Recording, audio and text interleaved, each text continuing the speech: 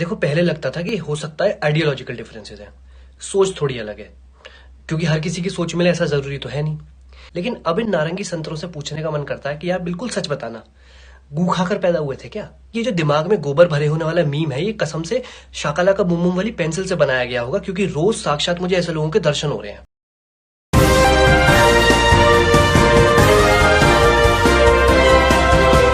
आदाब, नमस्कार, अस्सलाम वालेकुम नाज़रीन। पल पल न्यूज के न्यूज रूम से मैं हूं आपके साथ नदीम अकरम।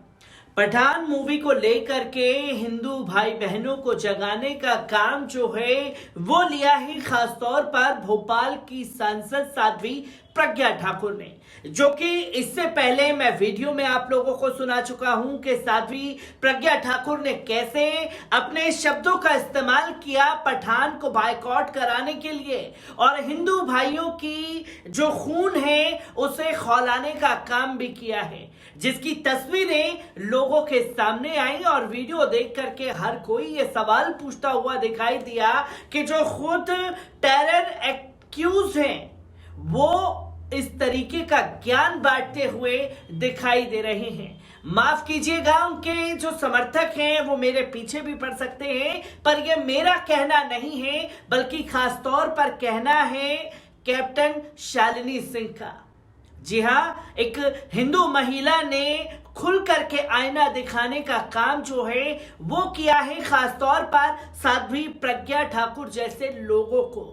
तो इसी में कई ऐसे हिंदू नाम भी हैं जो खुल करके विरोध करते हुए इन लोगों का दिखाई दिए हैं और पठान को पुरजोर तरीके से प्यार देते हुए दिखाई दे रहे हैं। जिसमें अगर बात की जाए अर्पित शर्मा ने क्या कुछ कहा उसे आपके सामने रखेंगे।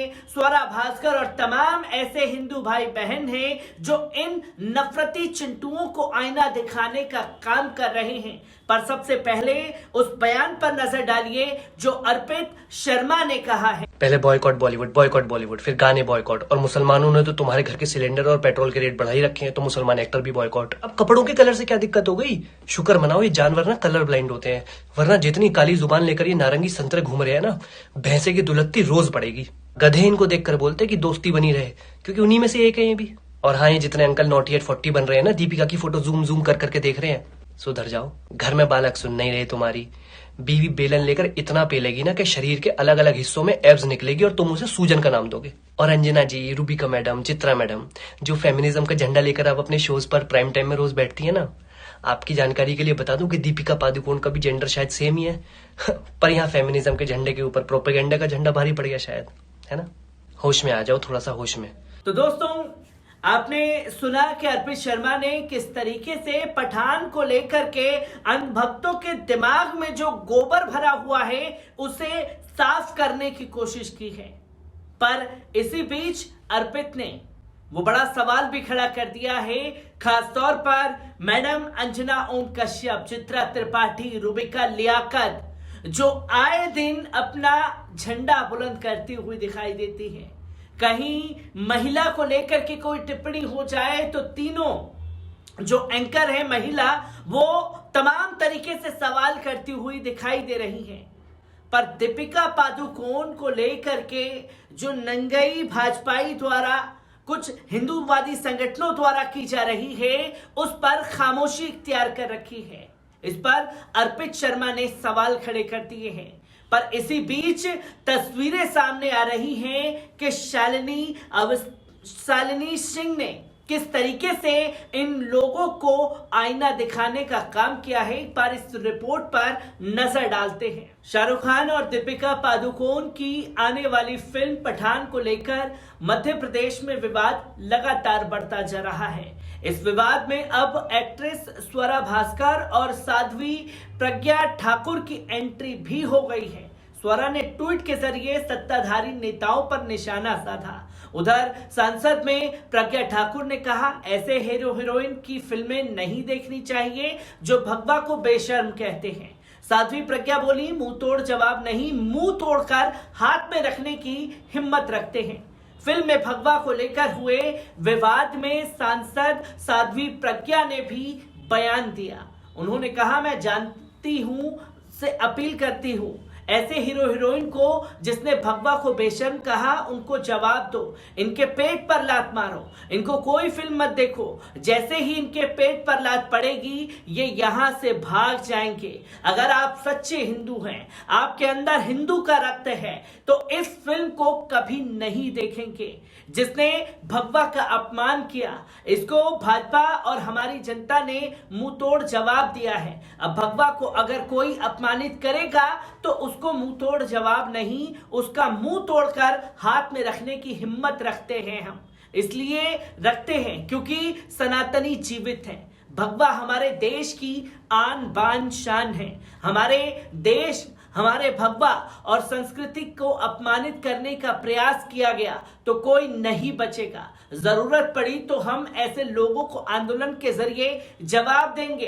इस पर मध्य प्रदेश के चर्चित आईएएस नियाज खान ने भी ट्वीट कर पठान फिल्म को लेकर आपत्ति जताई।